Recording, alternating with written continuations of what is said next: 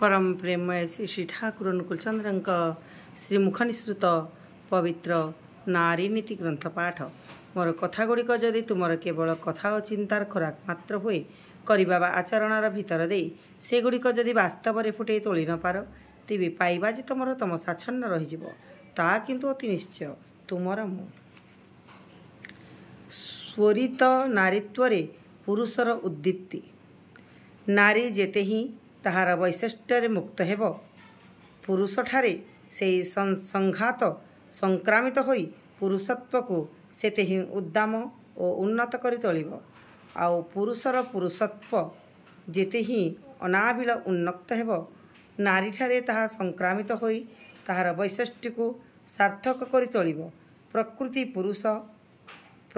और पुरुषर यहाँ ही प्रकृत लीला जे लीलार भगवान मूर्तिमान होई